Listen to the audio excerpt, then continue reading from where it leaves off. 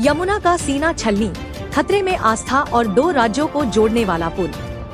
स्थानीय प्रशासन की नाक के नीचे अवैध खनन का काला कारोबार। सहारनपुर मिर्जापुर थाना मिर्जापुर क्षेत्र की बादशाही बाग चौकी इलाके में बरसात के दिनों में एक बार फिर कथित अवैध खनन की खन सुनाई देने की चर्चा है।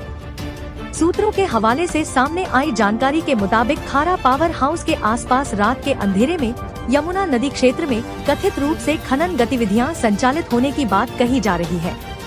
मामला सिर्फ अवैध खनन तक सीमित नहीं है, बल्कि आस्था, पर्यावरण और 2 राज्यों की सुरक्षा से जुड़ा गंभीर सवाल भी खड़ा कर रहा है।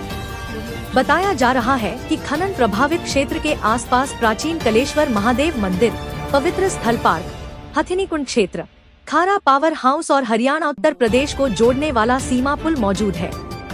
सूत्रों के मुताबिक ये महत्वपूर्ण स्थल कथित खनन क्षेत्र से लगभग 200 से 500 मीटर के दायरे में बताए जा रहे हैं। ऐसे में सवाल उठता है कि अगर यमुना नदी में इसी तरह नियमों के विपरीत खनन जारी रहा तो क्या भविष्य में नदी के कटाव और भूक्षरण से इन महत्वपूर्ण स्थलों को नुकसान पहुंचने का खतरा नहीं बढ़ सकता। सबसे गंभीर चिंता हरियाणा और उत्तर प्रदेश को जोड़ने वाले सीमा पुल को लेकर भी है। स्थानीय स्तर पर यह बात सामने आती रही है कि यह पुल पहले भी खतरे की स्थिति में पहुंच चुका है। ऐसे में यदि नदी की धारा और तट की संरचना से छेड़छाड़ होती रही तो भविष्य में पुल की सुरक्षा पर भी सवाल खड़े हो सकते हैं। वहीं दूसरी ओर आरोप है कि स्थानीय प्रशासन की नाक के नीचे कथित खनन का यह खेल जारी है। सवाल यह है कि जिम्मेदार विभागों की निगरानी व्यवस्था आखिर कहां है? क्या रात के अंधेरे में होने वाली गतिविधियों की जानकारी अधिकारियों तक नहीं पहुंच रही, या फिर शिकायतों और सूचनाओं के बावजूद कार्रवाई का इंतजार है? सूत्रों के मुताबिक कुछ स्थानीय लोगों के सहयोग से खनन गतिविधियां संचालित होने की चर्चा है और कुछ ऐसे लोगों के नाम भी सामने आने की बात कही जा रही है जो खुद को हिंदू नेता बताते हैं। हालांकि इन आरोपों की स्वतंत्र पुष्टि अभी नहीं हुई है और किसी व्यक्ति को दोषी ठहराने से पहले आधिकारिक जांच जरूरी है।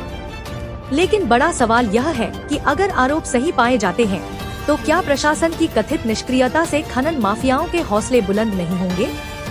अगर इसी तरह कथित अवैध खनन जारी रहा तो आने वाले समय में आस्था से जुड़े स्थलों, पर्यावरण और 2 राज्यों को जोड़ने वाले महत्वपूर्ण पुल की सुरक्षा पर गंभीर संकट खड़ा हो सकता है।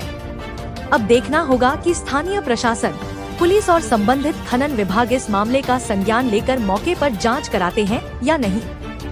क्या खनन स्थल का निरीक्षण होगा? क्या रात में निगरानी बढ़ाई जाएगी? और अगर आरोप सही पाए गए तो क्या खनन माफियाओं पर कार्रवाई होगी? टुडे इंडिया न्यूज 24 की खास रिपोर्ट। यह खबर सूत्रों से प्राप्त जानकारी और लगाए जा रहे आरोपों पर आधारित है। आरोपों की स्वतंत्र पुष्टि अभी बाकी है। संबंधित प्रशासन, पुलिस अथवा खनन विभाग का पक्ष प्राप्त होने पर उसे भी प्रमुखता से प्रकाशित किया जाएगा।